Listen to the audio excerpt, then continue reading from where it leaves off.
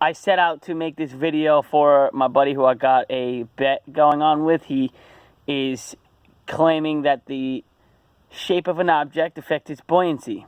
I completely disagree. He's saying that, a cone made of steel with the small end down will float, but with the fat end down will sink. I originally was going to make this video just for showing him, and now I'm realizing maybe I'll just put it on YouTube for anyone else who wonders. And now I'm confident, so that's why I bet him that it does not. So I have here a mug that I made out of ceramic. Now this might not float at all. My thing is that if it floats, it floats. This thing may not float at all. The base is actually pretty thick. It's thicker than a 1/4 inch of ceramic at the base. Then these little hexagons are on top of the 3/16 thick layer of the outside, so those are an 1/8 inch each. And then I got this red part which weighs something, and on the other side there's even more material. So this thing weighs quite a bit. It's really delicate, and I really care about this a lot. So I'm hoping it doesn't break because I care about it, but that's what I am willing to put on the line because I don't think it's going to break. I hope it floats, but if it does sink, I don't think it'll sink that quickly. So let's see. I'm going to put the tape on the hole so water doesn't get in.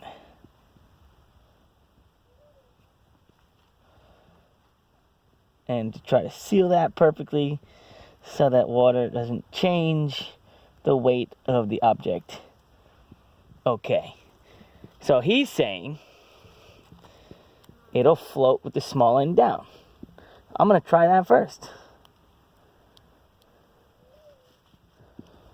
Small end down.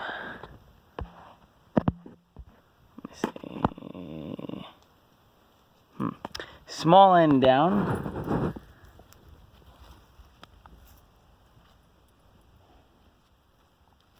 Huh. Well, it floats both ways. So given that I can keep it in one direction, it should. So it wants to just tip. The base is heavier than the top, so that makes sense. The heavier wants to go down. But if I could keep it balanced like this, it's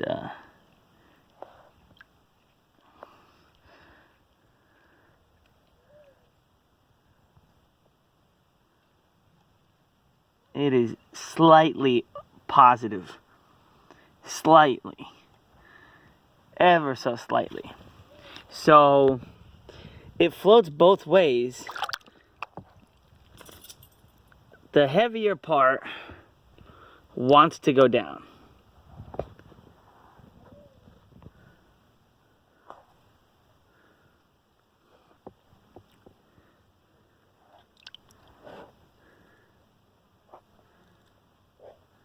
Okay, so if it floats, it floats. The heavier part will want to go down. I suppose the relevance of the shape would have to do with the stability of the object. Whether it's going to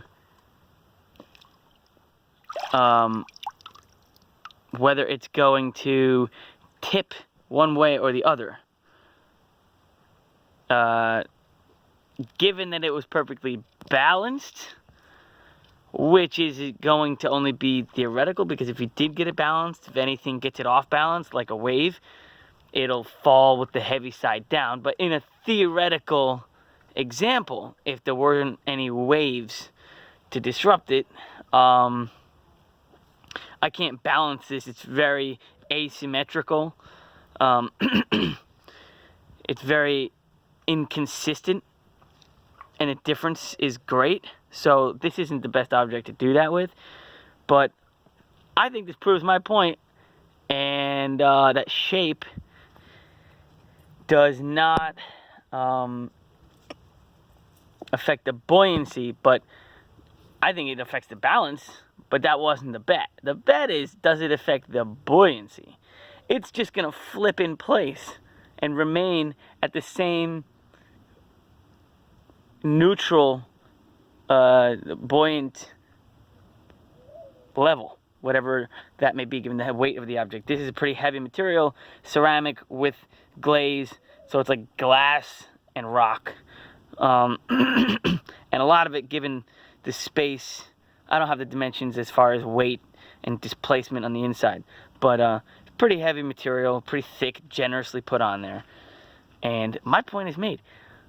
Mick, you owe me $10. Ian out.